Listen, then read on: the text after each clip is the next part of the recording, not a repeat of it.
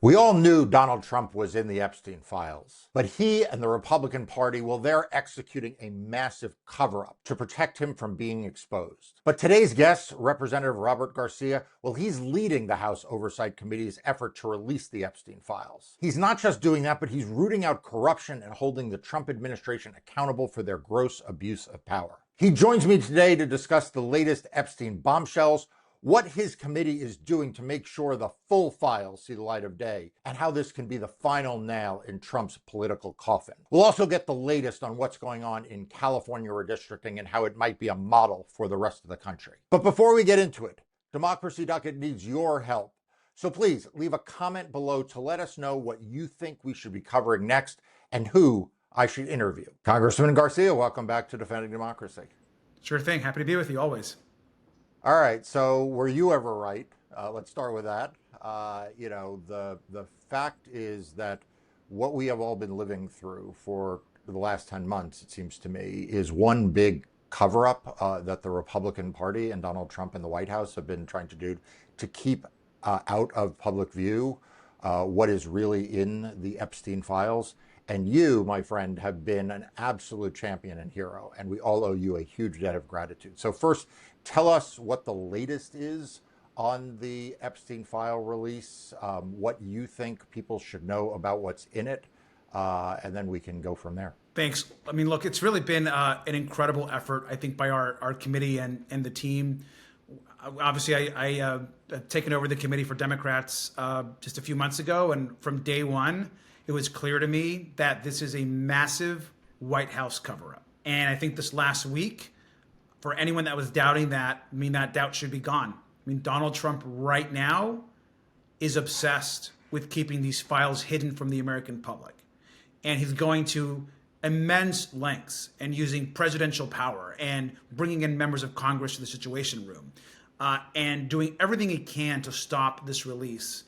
And it's clear that right now, all arrows are pointing back to the White House. There is one man in our country that has the power right now to bring justice to the survivors and to release the files, and that's the President of the United States.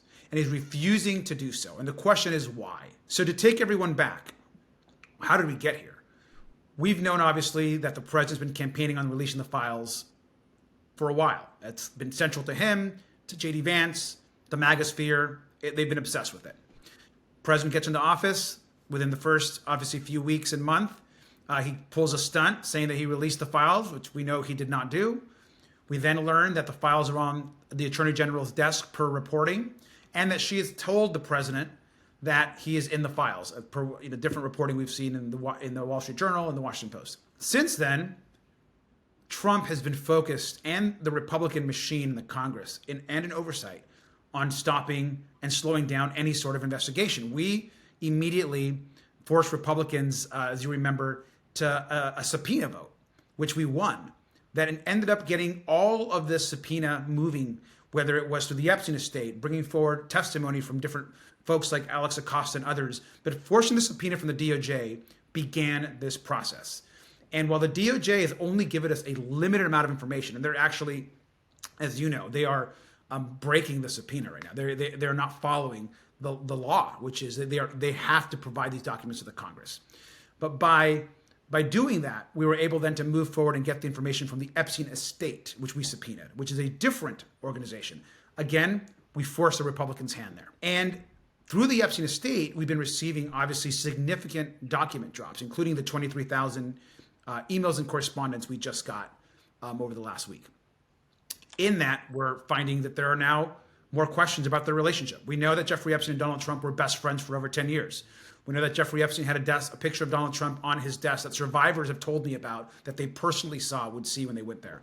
We know that there's a lot of happening, things going on at Mar-a-Lago in Palm Beach in New York City, a place that obviously both the president and Jeffrey Epstein know well. We know Ghislaine Maxwell is now seeking a pardon or commutation, and that Trump's former personal lawyer, Todd Blanche, is somehow working with her, moved her to this resort-like facility, which is unconscionable. She's a monster.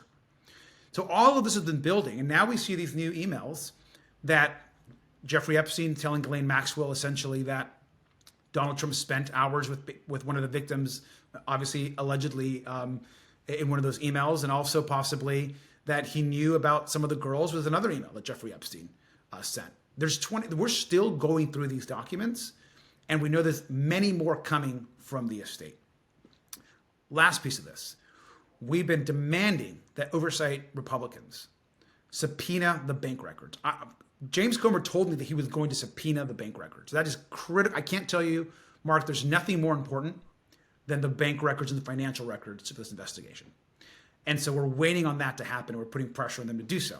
And while we're waiting for that to happen, we are demanding that the DOJ release the files and adhere to the subpoena by the U.S. House. And so that's where things are at today. I think we've been able to do what we can by fighting. We're scrappy. We're tough. I think we're showing, I hope that we're showing the American people through our work that we can be in this fight and we can get results even in the minority. And Donald Trump is losing his fucking mind right now. And he, posting crazy things. And so that's kind of a snapshot of where we're at. Yeah. So first of all, for everyone out there, the congressman is actually being quite humble. He's giving credit to the committee and to his team. This guy is a bulldog. I told you all when he, I had him on, you can go back and watch the last video. When he got this position, I said, this is what we need. These are the kind of fighters we need. This is a guy who was targeted by DOJ early on. In the earliest days of this administration, they thought they could back him down. You see what the hell he's able to get done. Just imagine if you elect Democrats to control the House and this guy's got the gavel, it'll be a whole different ballgame. So, Congressman, I want to ask you about the latest sort of Trump kind of screed on this. And it's interesting because he also talks about banks. He says that he is going to tell the Attorney General and the Department of Justice and the FBI to investigate. And then he lists, former President Bill Clinton, Larry Summers, Reid Hoffman. Then he says J.P. Morgan Chase and many other people to determine what's going on with them and Epstein. Beyond the fact that the president is obviously in a complete panic, beyond the fact that he seems to admit in this social media post that he actually does tell Pam Bondi who to investigate, and also that he seems to have familiarity with what's in the files, right? Because he says that also in the social media post. He mentions J.P. Morgan Chase. Is this him maybe agreeing with you that you need access to the bank records? Great, we agree, but look, it's more than just J.P. Morgan Chase. There are numerous financial institutions that we have requested Comer to subpoena records for. We've sent a long list of documents that we need, of records that we'd like, of banks that we should be talking to. So we'll send the president a copy of our letter, but that information has to go to the American public and to the Congress, not just to the White House. Because right now, the DOJ is complicit in this cover-up. They're not releasing documents.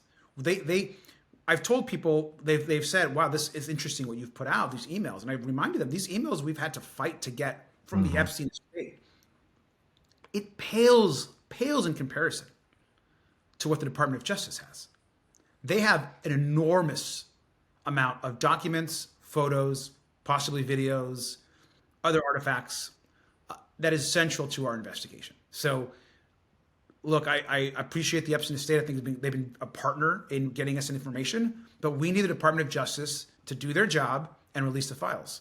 So how does what you have been doing so successfully, how does this intersect with another initiative you and other House Democrats have been involved in, which is the discharge petition, right? Which is seems to be kind of a parallel but a separate way to get Epstein files, and that is now going to have a vote. Can you explain to people does that cover the same records or are those different records?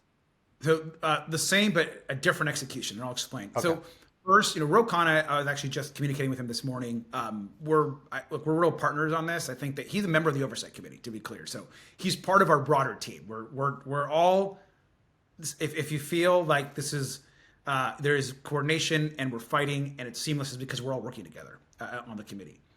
And so what Ro and Massey are doing is really important, because our subpoena was to get those records and to get them to the committee. And it was a committee vote, a subcommittee vote of the Congress. What Roe and Tom Massey are doing is they're getting the entire U.S. House and eventually the entire U.S. Senate on record of whether or not they want to release the files. And those files will go to the entire Congress and will be released to the public. And so it's also a really important parallel effort to what we're doing. And the reason why it's critical is because we need Republicans on the record that they say they're for transparency to vote. And I actually think when that vote comes up, possibly this week, we're going to get a significant amount of Republicans to vote yes. And the more we get, the better, because that will then put the pressure on the Senate. And then the question will end up right back to the president.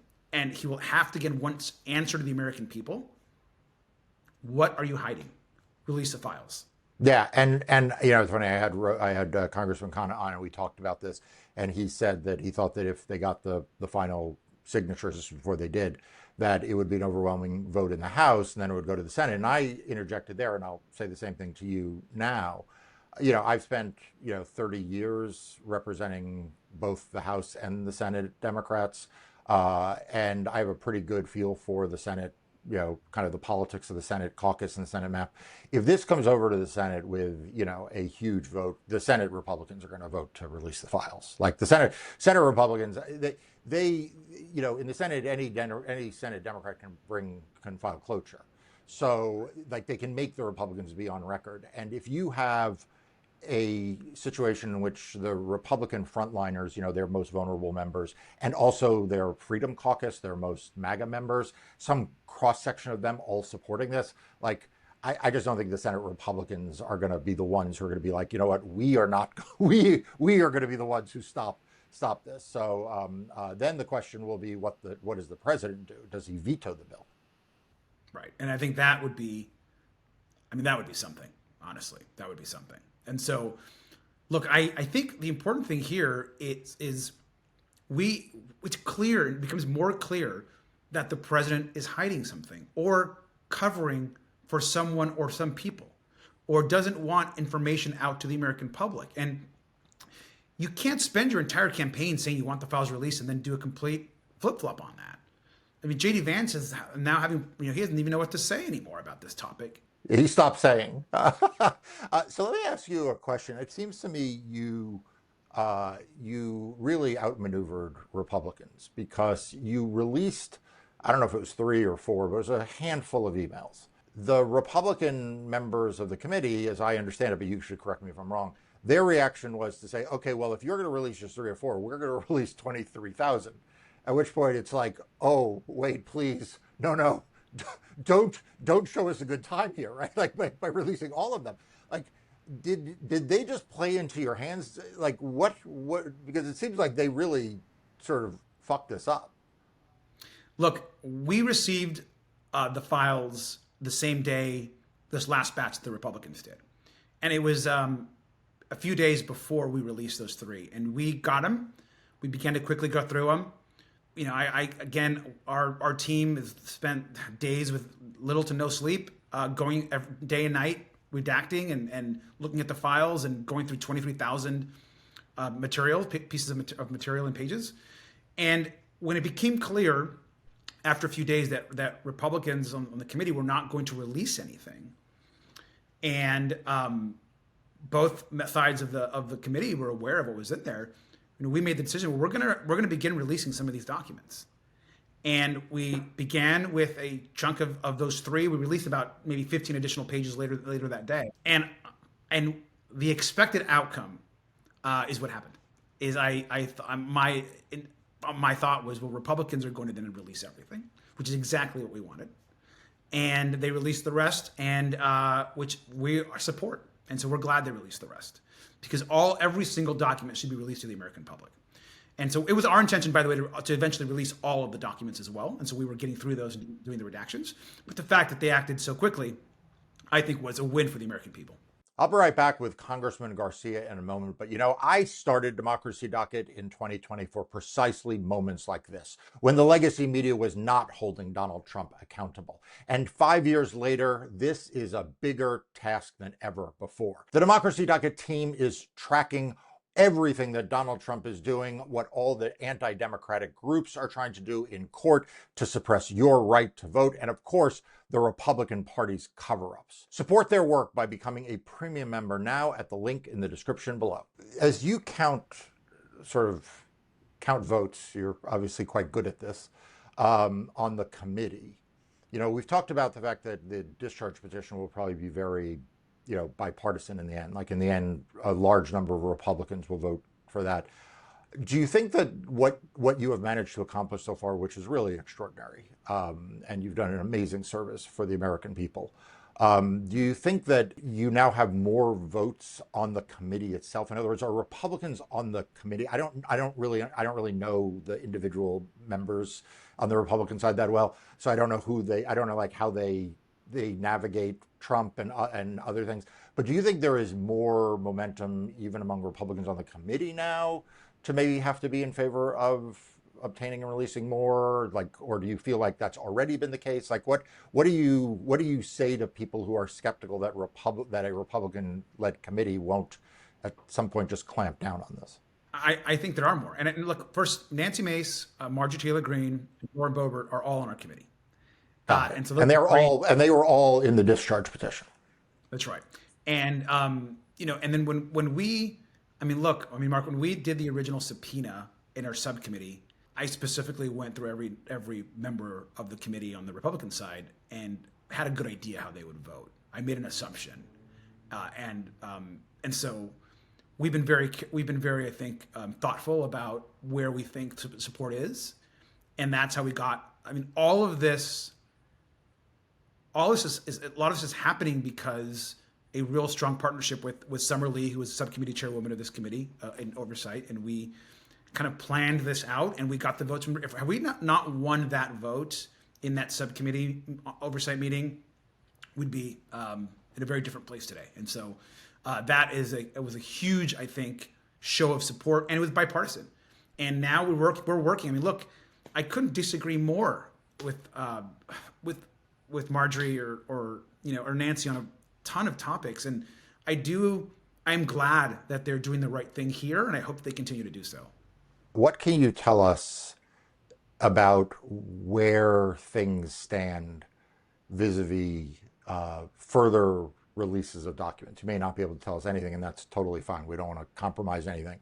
But you said the estate has been cooperative. Do you know, are they finished with their production? Are there other sources that you don't have to say who that are also producing records? Like, is this the beginning of the end of the beginning, the middle? How would you put it? I think we're just getting started. Okay. I mean, I really do. I think and you think that the DOJ has substantially more than 23,000 documents? I mean, it's substantially more. Yeah.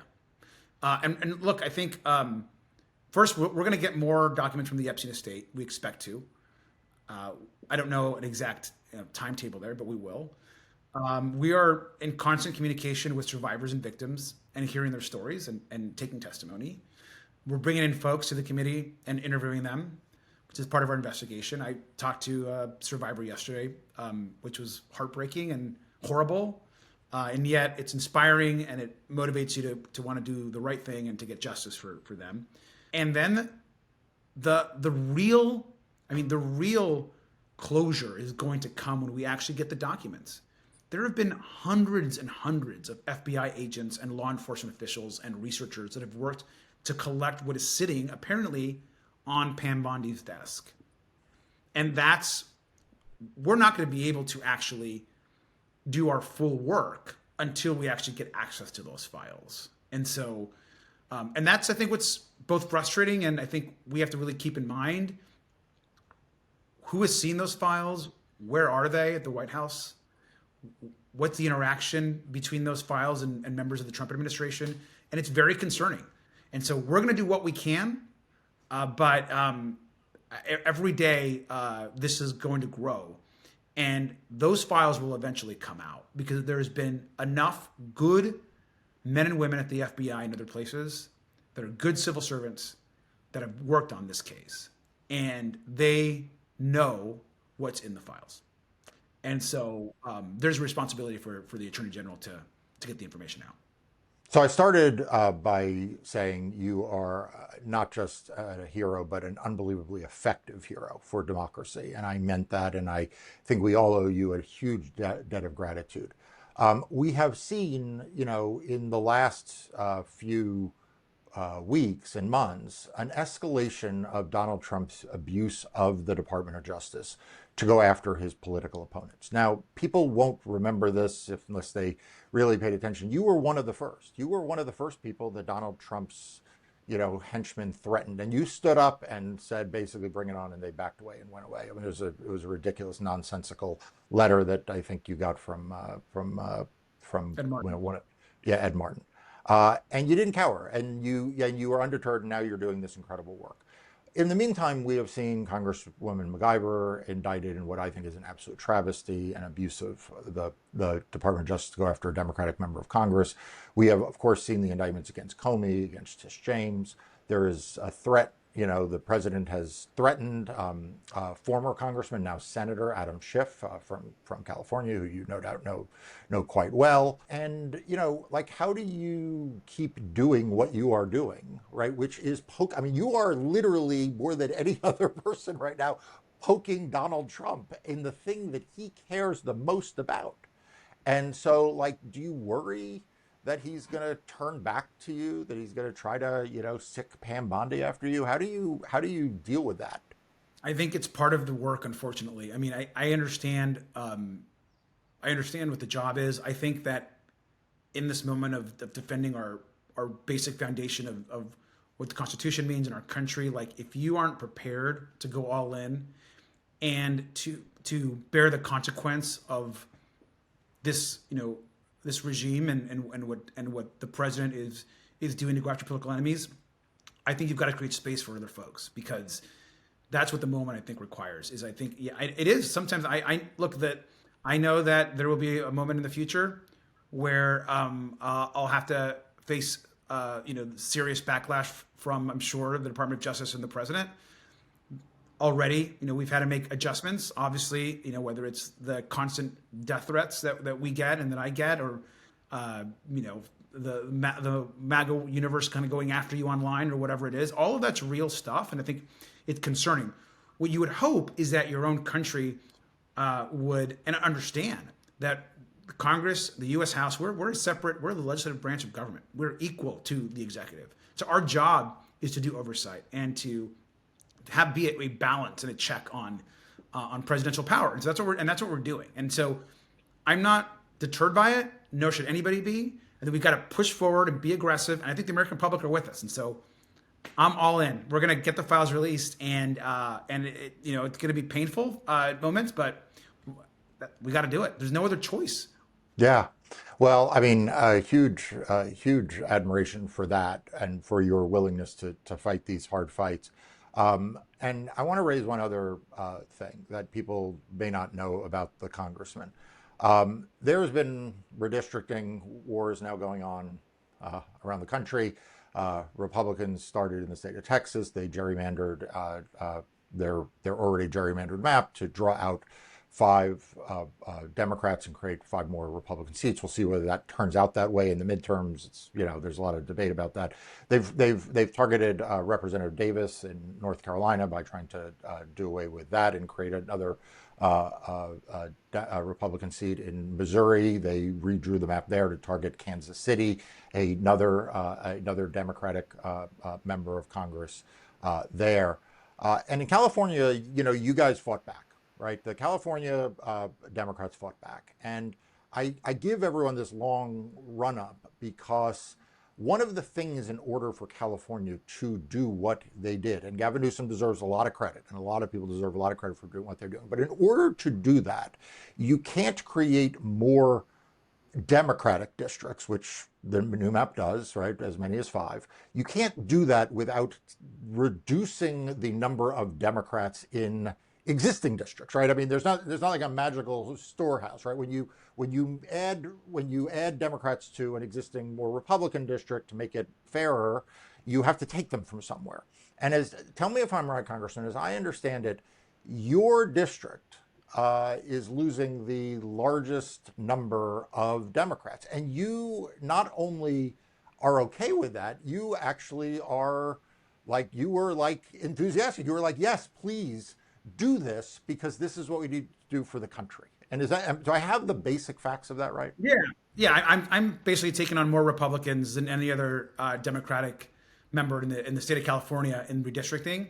I had a very blue seat before. I still have it's still a blue seat, but dramatically different as far as the kind of super blue seat that I used to have. And I picked up more Republicans than anyone else, and that was the only way that we could honestly. I'm surrounded by kind of seats that are much more toss-up seats.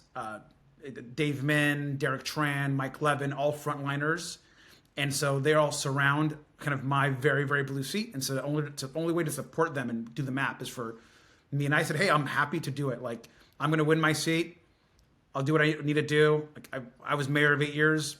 I've had to work with Republicans. At the end of the day, being anti-corruption and is popular everywhere. And so we're going to continue to fight, and no issues there. We got to keep going. But people should, be supportive of what we're doing in California, and it's really important work. I'm really proud of our governor.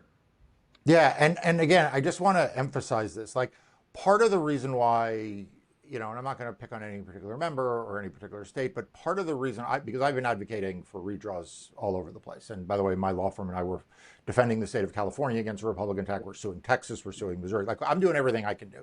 And I know you've done everything you can do. But part of the reason why I raise this is that one of the difficulties that we oftentimes run into is that existing members of Congress don't want to change their own districts, and so it is hard to redraw. And so you've done the complete opposite. You have shown what leadership is, what it is when we're in democracy as at peril. It's not just what you're doing in the legislative arena, but it's also what you're doing, in the political arena, which is the place where, frankly, a lot of your colleagues, and again, I'm not going to call them out by name, in other states, like they don't want to give that. They're willing to do the first part, but they don't want to make their seats change them and make them more vulnerable. So I almost never, ever on these interviews suggest that audience donate to campaigns, because I think that that's not my role here. But I make an exception here because of what you are doing, what you're doing to fight for democracy with the Epstein files. Frankly,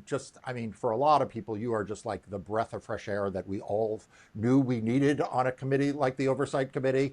But, what can people do to support you? Like, how can the rest of us say, look, you'll use the money for good, either to elect yourself or to elect whatever those neighboring districts are. Like, what can we do to support you? Well, no, I really appreciate that. I mean, look, at the end of the day, folks go to robertgarcia.com, just my name, robertgarcia.com, and you can contribute. It means a lot. Chip in whatever you can, and that's because I will have a competitive race. Like, granted, it's definitely a blue-leaning seat, but I am taking on the most Republicans. I'm inheriting some communities like Huntington Beach, if you've heard of this community. It's a big conservative base. It's kind of the heart of the MAGA movement in our state.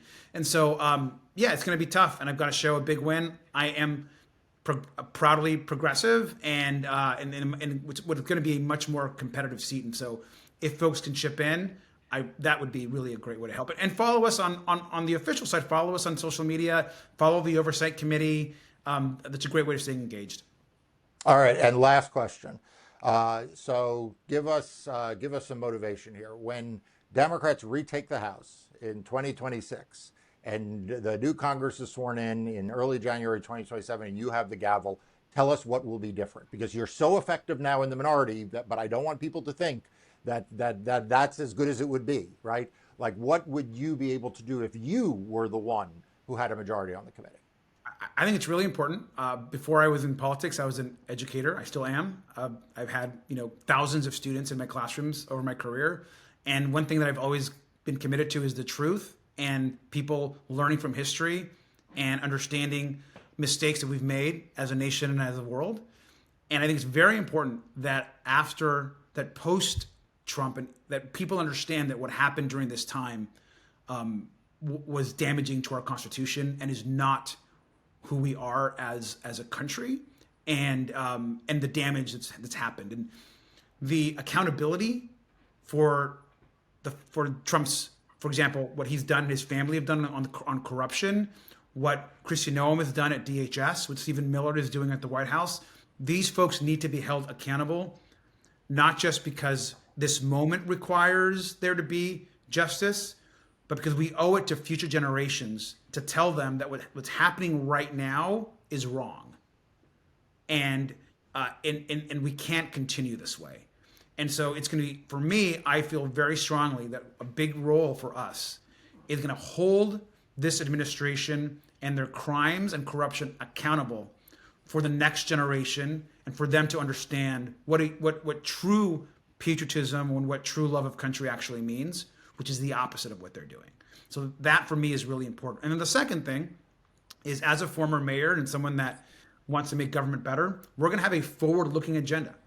How do we make government actually work better? So that when someone is interacting with an agency, because the committee is oversight and government reform. And so you're going to be seeing a lot of government reform ideas coming out of let's make government a better place for the country, faster, good technology, integrate technology, support federal workers. Let's make it a better place for workers and for the country. So those are the two things that you'll see from us.